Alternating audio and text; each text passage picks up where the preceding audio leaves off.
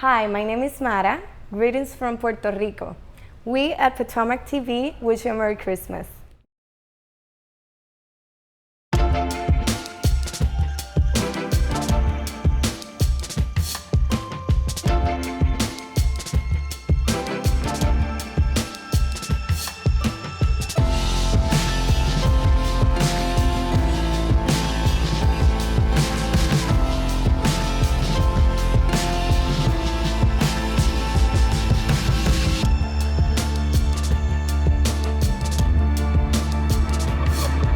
Shawn, Sebastian, now's the fun session. So this morning we chatted at Montecristo Cigar Lounge, but now I want to get down to some brass tacks here on some of the interworkings of one of the largest pest control companies in the world, quite frankly. And so for those of you out there who don't know these famous guests, we have Shawn Hollis. And Shawn, you're the president of Wayne's. I am. One of the, well, today I'm going to argue the largest platform for Anticimex North America. Okay.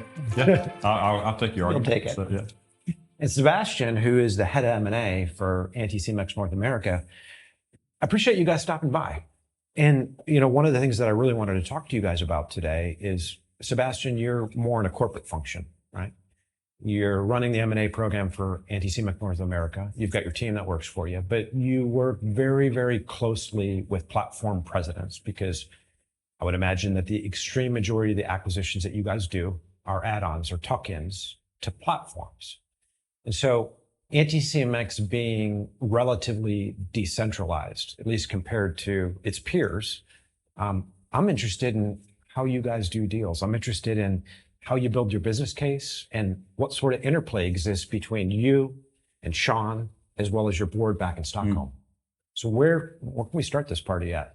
I think an interesting way to think about it is, so for us at Wayne's, the way we think about bolt-on opportunities, they're going to have to fold into one of the markets that we serve. So out of the 3.5 states that we're in currently, if they're in one of the metropolitan areas that we're serving, those become, in my mind, a true bolt-on. So they can roll under one of my service centers. One of our branch managers or service center leaders can direct that acquisition and the employees that come on. Versus if we're looking at we call it a white space opportunity that's in a city that we're not in, or we don't have branding there, that becomes a different way to think about it, a different way to look at it. Look, I reach out to Sebastian and his team for on both those kinds of opportunities to try to get their input and their direction as we're working on that business plan that we ultimately have to present to the board for approval to acquire the business. So, well, when you guys think about, let's take a traditional bolt-on for you guys. I mean, how much does the buck ultimately stop with you? How much autonomy does a platform have within Anticimex to determine whether or not you're going to spend any time on a target? We work hard to self-generate opportunities that we can, work with brokers that bring opportunities to us.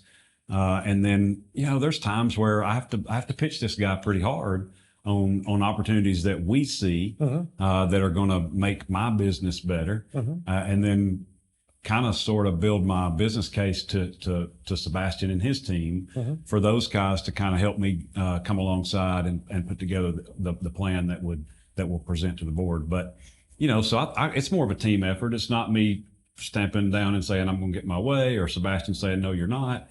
But we work hard to try to get to a consensus about, you know, the direction that we're headed. So, have you ever saw an opportunity that you liked and the board or Sebastian otherwise said, no way, Jose? Oh, well, yeah. I mean, that happens. And he's found some things. And I'm like, nah, you know, that's not the direction we're going right now. So yeah, that happens. But there's a lot of conversation that happens. It's not that quick, or, you know, so that we understand the why behind the why. So, okay. So you guys get an opportunity in the door, irrespective of how it arises. You, I guess, assess it from a strategic as well as operational perspective. So, okay, this is something we at Wayne's like. Yep. You're having conversations with Sebastian and his team. What are these guys doing? They're finance guys, right? So they're in the background helping me work. We take 3 years of P&Ls and we usually have to split that apart and understand, you know, how that would fold into our business from an adjusted standpoint. You know, so the owner exits and whatever associated expenses are with that. So our team will take a crack at that. We've got a series of spreadsheets that are set up through a team site that we create behind in the background with a project name. And so we work on that and try to understand what that would look like rolled into our business. At the same time, Sebastian's team's doing the same kind of things and we have a, come together for an hour and say, all right, here's what I see. What do you see? We see the same things. We start to talk about what questions that we both have and need to ask of the seller or the broker and try to, understand if there's something we're missing or something they saw that we didn't. And so it becomes a mutual effort.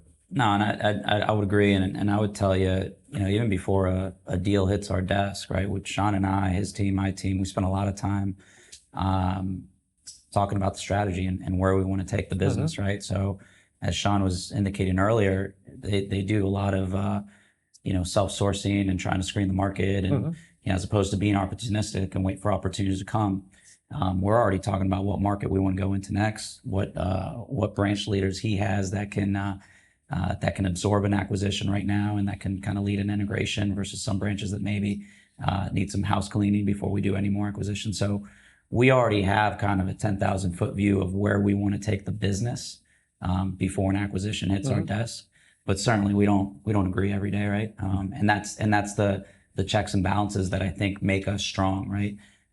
Shawn's a strong operator, one of the best we have, and between me and my team, we get the numbers and the trends and all that, and we see a lot more deals than Shawn sees, right? Because we're supporting 10 other platforms. So you guys, I guess you have, what do you call it, roughly 11 platforms in the United States, give or take? Yeah, today we've got 11. I think we've got 8 on the East Coast and 3 on the West. So how does Shawn and the Wayne's team stack up with your other? I mean, I guess it's like having 11 little kids running around trying to do deals. How do these guys stack up versus the rest of them? I think Wayne's is up there but it's difficult, right? Because some of our platforms, as we were talking about earlier this morning, they're still in their infant stages, right? Yeah. So when you look at the West, the 3 platforms we acquired there, they're only a year and a half into their acquisition journey, right? And so we're still trying to build processes and systems and the team out there. Whereas obviously Shawn, Turner, some of the other platforms that we bought on the East Coast, they've had a head start. Yeah. Right. The beauty of Shawn's team is they've seen a lot of acquisitions. And they've built a team, not only that is strong operationally on the organic side of the business, they've got a really stellar team on the ground that handles all of their integrations for all these bolt-on acquisitions that they do. So they do a pretty stellar job there. So Shawn, what's it like being a platform president? When I've been over to Stockholm, I was over a couple of times in the summer when you guys, all the Anticimex guys came over years ago for the biannual meetings over there. When people come in globally, there seems like there is a lot of competition amongst the countries, as they call them, right? And the United States is broken up into many countries based on kind of a geographic perspective. So I remember being a fly on the wall, them putting up basically a list and ranking out branches and all sorts of stuff. So there's, within this decentralized model, there's competition amongst the various businesses. What's that like? I think that's healthy. And so to that point, we have the #1 branch in the world right now in our Gulf Coast East office. James Mincy is our branch manager. Congratulations. So yeah. But it's a very strong termite-driven business, very profitable business, and James does an excellent job there. But that's healthy, right? Competition is fun. It lets you know where you stand. The scoreboard, people want to know, how do I get better at my job? And so we thought that was one of the best things about Anticimex, is giving us that global look at how we're doing. We knew we were a good business. We knew we ran a tight ship. We knew we provided profit for our owner, but how do I look versus not only Florida and Virginia, but how do I look versus Malaysia or Australia? So it's really neat. It's really cool to see that. So that particular branch that's #1 in the world, is it like based on the attractiveness of technicians, or what are the criteria? Like, what are we talking about here? Yeah, so it's profitability, right? Okay. Obviously, and his NPS score, so Net Promoter Score, and the NPS score, so his employees and the feedback we get there. But it's just an awesome system that Anticimex has in place to give these guys a measurement of how they're doing. So you guys have basically a target on your back, right? Is that what happens now? No, and look, so we just had our branch manager meeting back in the spring over in Stockholm, and James was scheduled to present our new construction or our welcome visit process where we do a lot of pre-treats. Unfortunately, his flights got delayed, and then there was a traffic jam. So at the end of the day, he didn't make it. Yep. And so I had been in position through a couple of discussions to take his place, and so that's where I ended up, was on the stage doing that presenting. And so what blew me away was me getting to present how we built our business through the new construction funnel. And all the guys from Australia, from France, and all these other Zoom calls that we've had post that talk that want to understand what we do and how we do it. And so, and look, we've reached out to folks and said, oh, well, I'd like to learn how to do that. So it's been a really neat component of being part of the Anticimex family that we've kind of got to sharpen our skills, so to speak, and learn from others. So that's interesting. If I take this back to the M&A process, you guys build a business case. You're working with Sebastian and his team. In a lot of ways, I guess his job is to keep his client, which is effectively you guys, from overpaying for a business, I would imagine. Once you prepare your business case, you've got Sebastian's buy-in, how does that work with the board of directors or executive management in both North America and Sweden? What's that process look like, guys? Yeah, so before we can make a formal offer, it runs through Bill Talon, our president, right? And so we get sign off from him and from Adam, our director of M&A globally. And those two guys agree with our business case that we put together before we can make a formal offer. Once that's made, then the due diligence process is really handled largely by Sebastian and his team and some third party folks, some attorneys and some accountants and those guys. That we just handle, really at Wayne's, we handle the operational due diligence. So that's kind of where we see it. And they've got a very structured process. So, let's make sure the numbers square up before we spend the money on the next thing, the environmental study, and then before we take the time on the operational due diligence. Really, by the time Sebastian and his team and us at Wayne's have done our work, we feel relatively confident that we're going to get, to the board. And then these guys, it's a series of 5 slides. It's not a big PowerPoint presentation that we do with the board. They've been prepped by Adam. They know where we're headed and what's going on, the rationale behind it. I think they just want to hear me sound confident that this is the right move for Wayne's and for Anticimex, and then we proceed. Do you speak any Swedish? I do not. Farfignugen's as close as I get. So you can't say pest control company in Swedish? I can say anti-bedbug. So that's Anticimex. I mean, it's literally the longest word ever. If you ever look at that, there's a very, I was just showing it to Dylan the other day. It is a spectacularly long word. Yes. Yeah, I can believe that.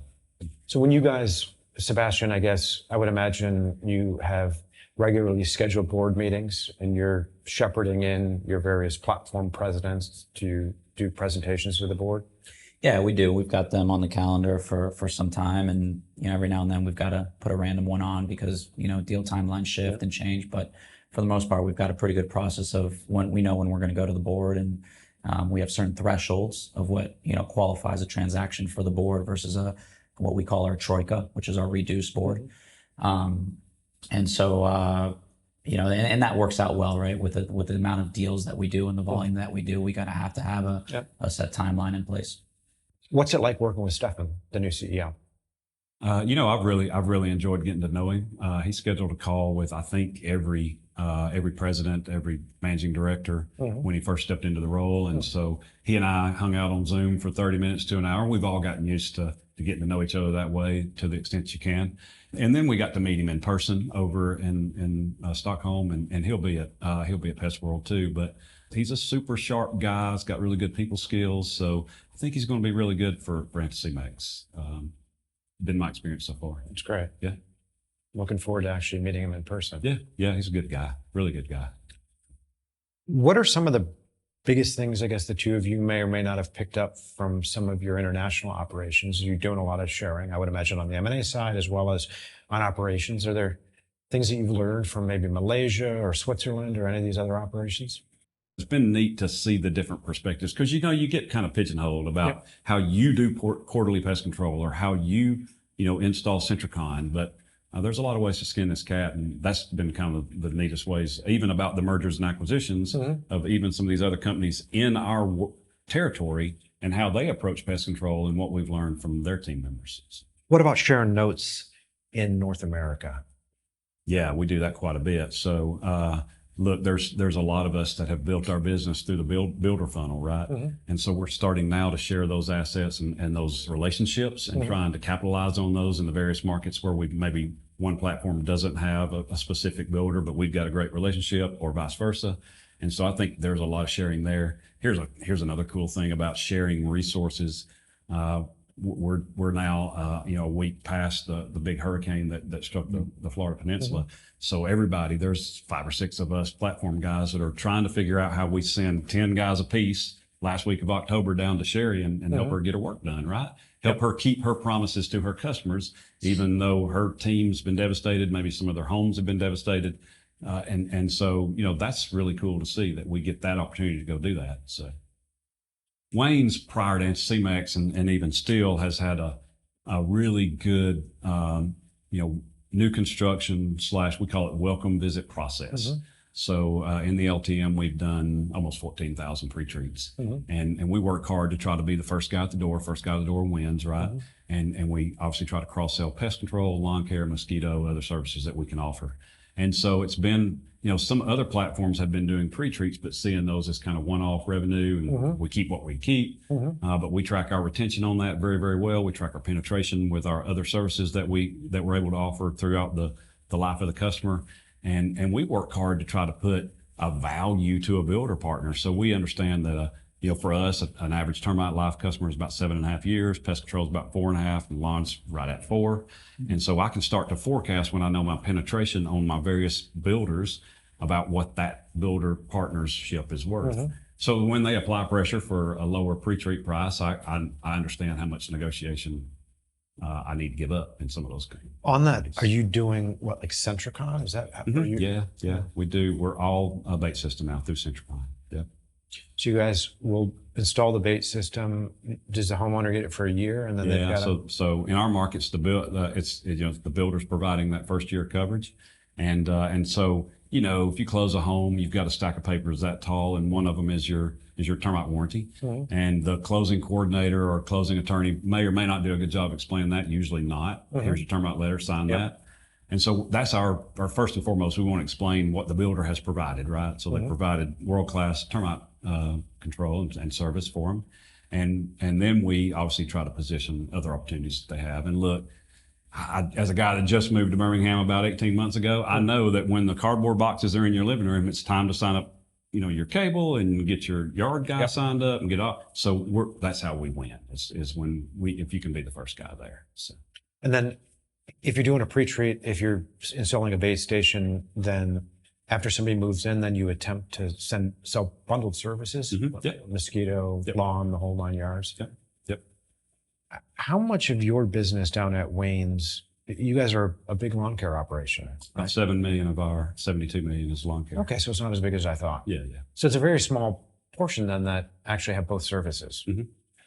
What have you seen over the last 24 months in terms of mosquito? Is there increasing penetration rates on that? Yeah, so it's varies by market. It's kind of crazy that our Gulf Coast office lags in mosquito, and you would think people would get eat up in Mobile, Alabama, but we lag there. But there's more of the mosquito nicks guys down there, so a lot more competition for that.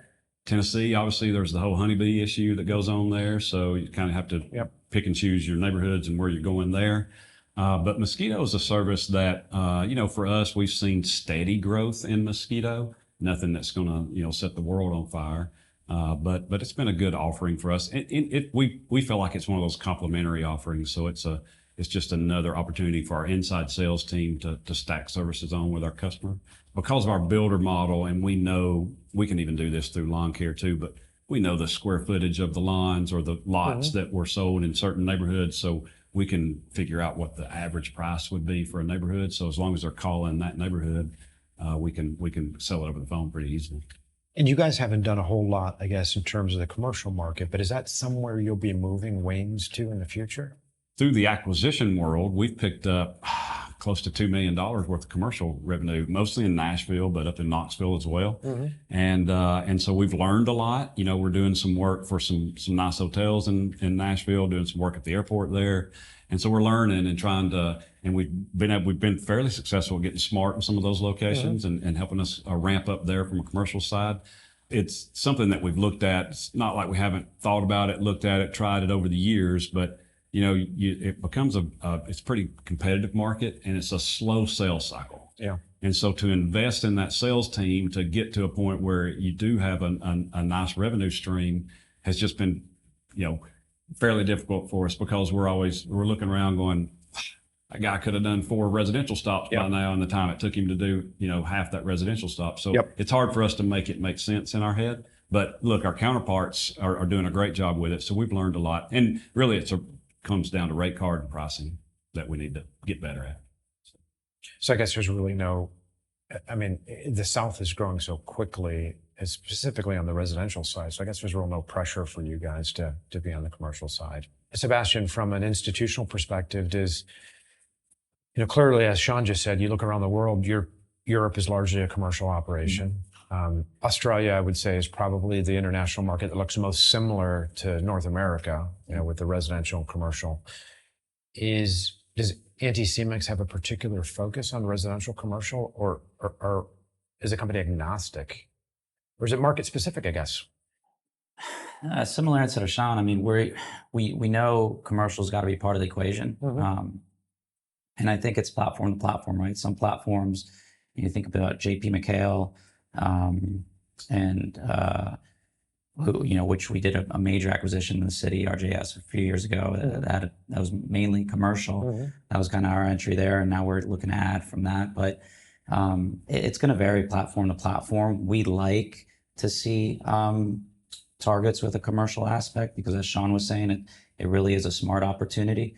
I think we've had a good momentum this year on the residential side, and obviously want to complement that on the commercial side. But, I don't think we're ever going to be like Europe or Australia, where, we're a 50-50 or even more commercial business. We're going to be predominantly residential, I believe, until we have maybe a national footprint, or it's a little bit easier to go out and sell commercial accounts, especially national accounts, bigger accounts, so to speak. But yeah, it's something we think about on every acquisition that comes with a commercial play. How do we leverage that to really accelerate our commercial penetration? Is there a move to harmonize services or frequencies in Anticimex? Because I noticed a lot over time, your platforms have I've seen more and more triannual. Yeah. Is that just because the platform presidents are just talking about how it's worked great for them, or is there something behind that where you folks are saying, let's move to triannual? Yeah, so there's no mandates, and that's the coolest thing about Anticimex. We truly we run our business like that works the best for Wayne's, but then we get the support of these guys. I mean, we could have never done the growth that we've done without Anticimex. But that said, I watched Bill acquire a company that was triannual by and large, roll that into his business, swap his customer base over to triannual. One of his operations guys and one of my operations guys got to be really good friends. So I said, hey, call him every month and see how they're doing on, callbacks. How are you doing on retention? How's that affecting their business?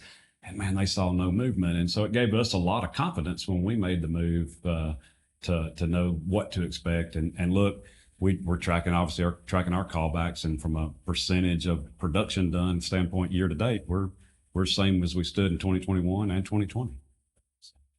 And you guys are doing, I don't want to harp on the triennial, but I guess the only other question I have on that topic is, are you doing those triennial services evenly spread out throughout the year? Whereas some of the northern companies that do triennial almost be like seasonal, right? They're doing spring, summer, fall, and then. Yeah. So the way we approached it, I ran lawn care for Wayne's back before the acquisition, and we moved from 7 to 6 rounds there. And the reason I did that, the reason I went to our owner then, and I said, hey, I want to cut our apps back. And he's like, well, what? I said, yeah, but I want to do it so that I can offer a better package from a chemical standpoint and give me more flexibility. So I'm not kind of rigid around, this is round 1 and that's round 2 and this is what you do, but I can let the calendar dictate that, because in lawn care, it's never, no years are the same, and you need to be able to move. And that comes from my golf experience back in the day. So we approached pest control the same way. So even though the first trimester is like the date range, our chemical program may not be the same. It's based on the weather conditions. And it gave us the freedom inside of there to do what's the right thing for the customer. And we needed that.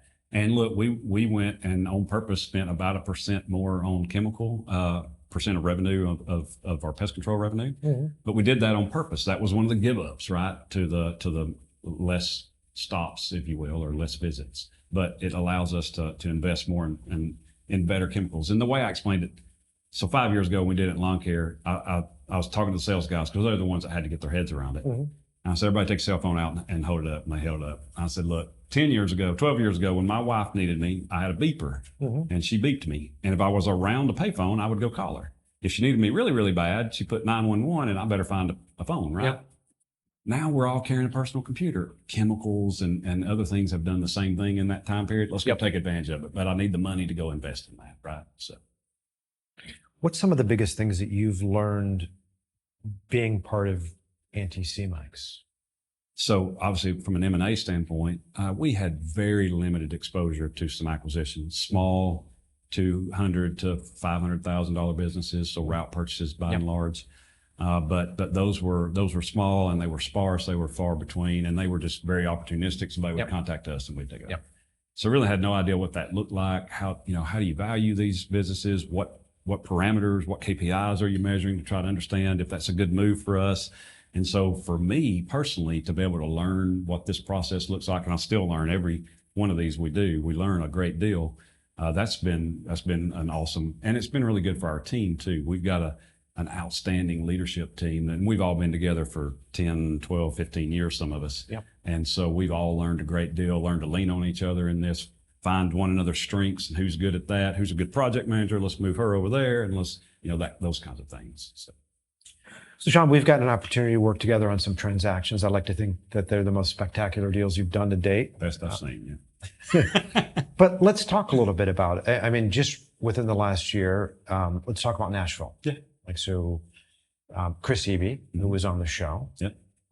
Chris Lundine's business, Preventive. Yep. So let's talk a little bit about those. Yeah. So Chris Eby's is a good example of one of the door-to-door businesses that we've acquired.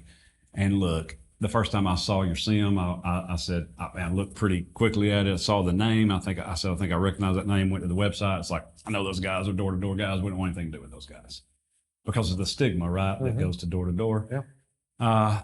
I talked to the M&A guys and so what would that look like? And well, hey, let's dive in. Paul's got put together the SIM. Let's dive in and understand what it would look like.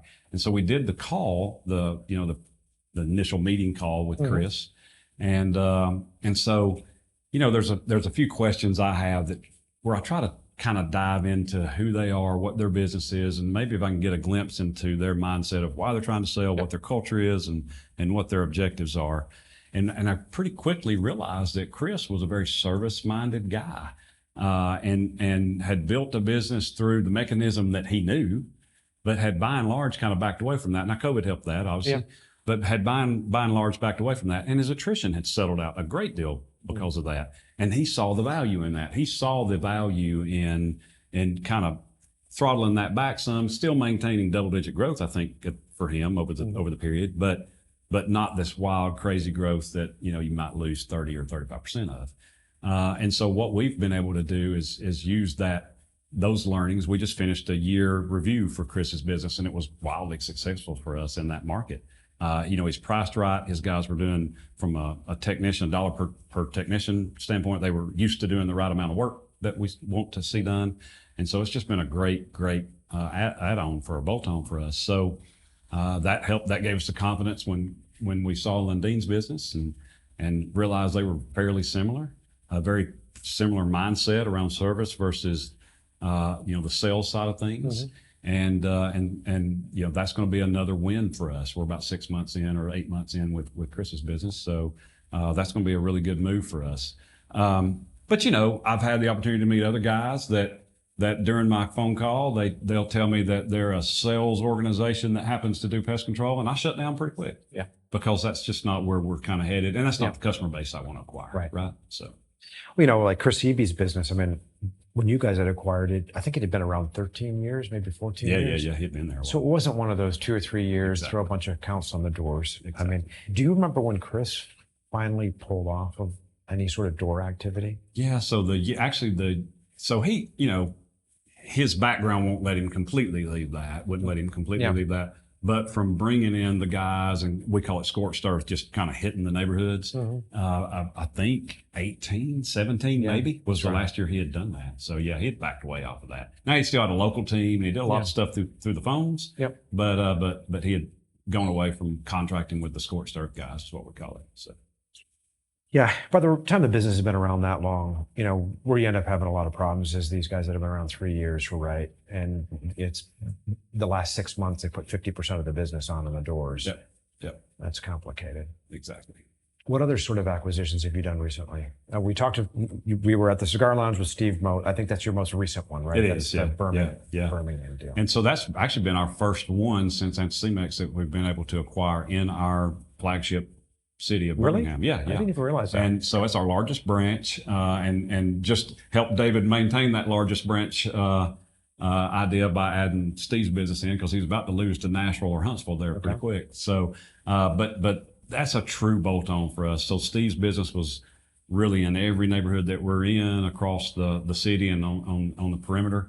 And so it's going to be a really nice pickup for us there. Nashville's been the fastest growing market for us. We were a $2 million, not quite, business in Nashville when Anticimex acquired us in July of 19. And Frank's business is about 13.5 up there now. And that's come by and large through acquisitions up there. 2 million here, 3 million there, 4 million there. And so, I went up there. Every year we do just first quarter kind of kickoff where I go to every branch, and I try to get to every branch every quarter, but we do a kind of a formalized deal. Yeah. And I went to that room, brand new building, beautiful building. Frank found a place out by the airport, and we had all 5 of some different acquisitions in one room. And they all had Wayne's uniforms on, but it looked just like a family reunion that you've gone to, where your little family pods were here. Yep. And I went to Frank after the meeting. I said, man, there's your biggest challenge.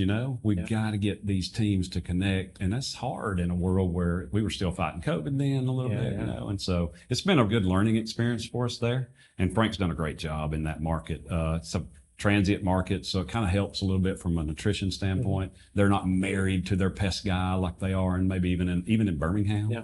And so it's kind of helped us there. In Tennessee, so you're servicing Nashville Metro, but you're not out on the whole state of Tennessee. Yeah, so we have operations in Knoxville and in Chattanooga, a relatively small operation in Chattanooga. And then we bought a company that was based in Fayetteville, Tennessee, which is southern middle Tennessee. And the bulk of that business, though, was down in Huntsville, which is just across the state line. So we, that was a good acquisition for us. But we maintain that service center because it's some rural geography through there, but they're great customers. They're real sticky, and they love their technicians. We've held on to a lot of those guys by and large, and so it's been a good move for us there. Do you intend to develop the footprint there in Tennessee? Yeah. So Memphis is the market that we're not, in a great deal. We'd run over there and do some work. Maybe there's good reason for that. Yeah. And so really the reason, we do a great deal of pre-treats. The state of Mississippi doesn't allow Centricon to be a pre-treatment, a standalone pre-treatment. That's about to change at the turn of the year. Yep. The Department of Ag's about to allow that. So the reason we haven't pursued Memphis very heavily is the bedroom communities are North Mississippi, right? Yes. And so it just didn't fit who we were and what we've done. It doesn't mean we haven't looked at opportunities, but it makes me a little more frugal on those. I'm not as willing to invest in that if I know I can't go build my business case the way I want to. So yeah. Shawn, I was having a chat earlier today with Sebastian about private equity firms coming into the pest control space. And, from what I could see, they're particularly excited about the southeastern United States. How do you think about that? Or do you think about it at all as an operator? Or are you just focused on growing your business irrespective of who does what? Yeah. So look, each one of these processes, the competitive processes that we go through, I try to think, well, now who am I going against? Am I looking at Orkin? Am I looking at Arrow? Am I looking at the Massey's of the world or some of the new PE guys? And trying to understand what they may be thinking, so I can kind of understand and convince this guy I need a little bit more leverage. But you know, at the end of the day, from an operational standpoint and what we get up every morning and think about serving our customers, it doesn't affect us by and large. So in the M&A standpoint, you know, I'm starting to try to figure out, you know, what would that mean for us and our ability to continue to acquire companies. But you know, we've fought the door knocker guys in each one of our markets across the Southeast, and the reason we don't get too threatened by those is if I lose customers, sometimes I get them back in 6 months to 9 months, and so we don't get too worried about that. And we'll see where the private equity kind of ends up. Look, money's getting more expensive. It's tightening. Belts are tightening. And so will they be able to hang with EQT? I don't know. So we'll see how that lands. My suspicions are, you know, given what's going on in the economy, it's going to become more and more difficult for the door knocking companies, specifically the smaller ones.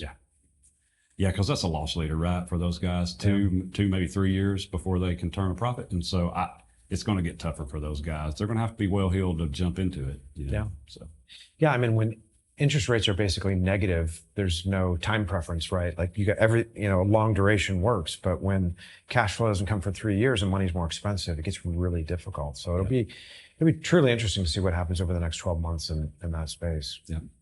Sebastian, if you look out 5 years from now, what does Anticimex North America look like? Yeah, so I think you're going to see continued growth, continued transformation, particularly here in the U.S. We've had a good run so far, and I think it's been a good journey, but we're not nearly done. The beauty for guys like Shawn and I is we benefit from consistency, and what I mean by that is we've had now EQT behind us for nearly 10 years. You know, obviously now Yale going to the board provides additional kind of belts and suspenders on that consistency, and then, you know, with Stefan coming in and Bill, I think we've got, you know, fresh set of eyes and new ideas to continue to evolve. But by and large, I think the strategy will continue kind of status quo as we have been. There's two things that I think we're, as a global organization, we're focused on. One of them being growth in the U.S. because it's the biggest market, and there's by far the biggest opportunities for consolidation, and then smart. And the great thing for us is we've got 11 platforms right now where there's still a lot of opportunity for consolidation. We've got a lot of wood to chop at, but I think the future is bright, and we're pretty excited about it. Well, guys, it looks like you have your work cut out for you, but it's exciting stuff. I appreciate you coming down to San Juan. We enjoyed hanging out with you guys this week. Great couple days. Thank you. Thanks for having us. Yeah, thanks for the invitation. It's been great. Weather's been awesome, and the company's been pretty good. So, thank you. Pretty good. Now that the Mexicans are better. Exactly.